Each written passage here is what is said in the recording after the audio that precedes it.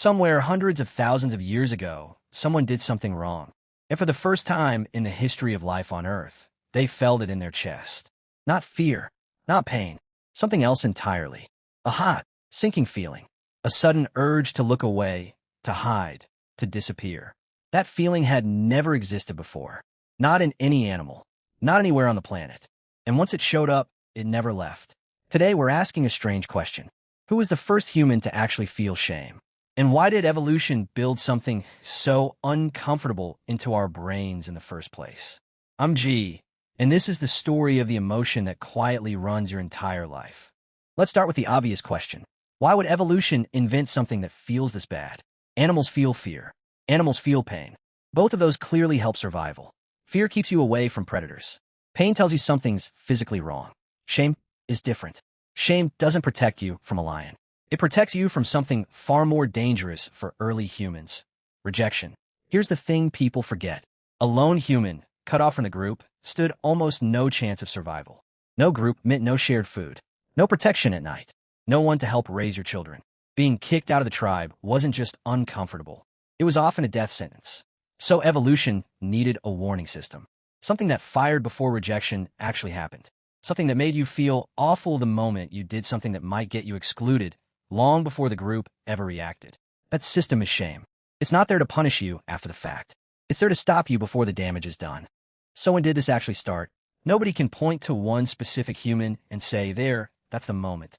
But researchers who study social evolution believe shame likely emerged alongside something else entirely. Our growing awareness of what other people think. Some primates show early flickers of this. Chimpanzees display behavior that looks almost like embarrassment after losing a social contest. But full human-style shame needed something extra. It needed a mind capable of imagining how you look through someone else's eyes.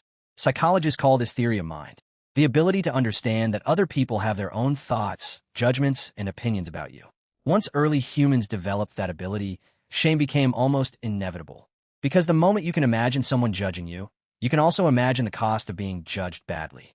Picture an early human who stole more than their fair share of meat, or one who ran during a hunt instead of helping.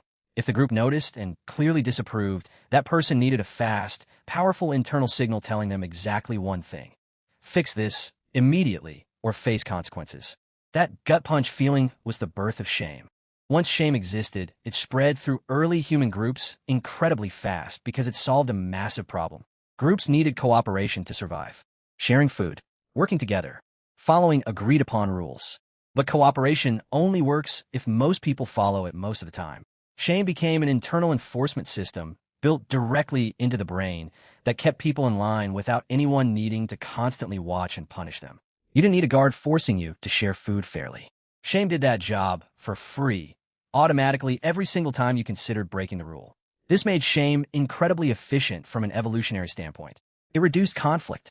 It reduced the need for constant policing. Groups with a strong internal sense of shame likely cooperated better, survived harder winters better, and outcompeted groups that lacked it. In a very real sense, shame may have been one of the quiet engines behind human cooperation itself. Here's where things get complicated because shame hasn't changed much, but the world around it has changed completely. Ancient shame was calibrated for tribes of maybe 50, 60, 100 people.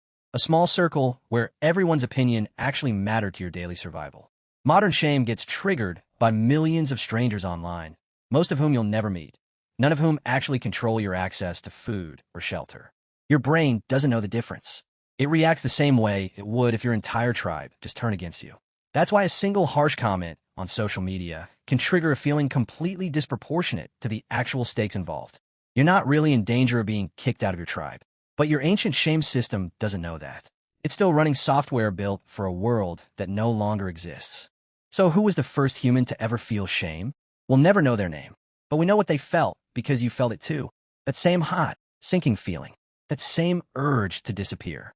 It's ancient. It's uncomfortable. And it's still, in a strange way, one of the reasons human cooperation ever worked at all. Understanding where shame comes from doesn't make it disappear. But it might help you recognize it for what it actually is, an old survival tool, sometimes firing in a world it was never built for. I want to hear from you. Do you think shame still serves a purpose today, or has it become more harmful than helpful? Let's talk about it in the comments. And if you're into these deep dives into the emotions quietly shaping your everyday life, go ahead and subscribe. I'm G, and I'll see you in the next one.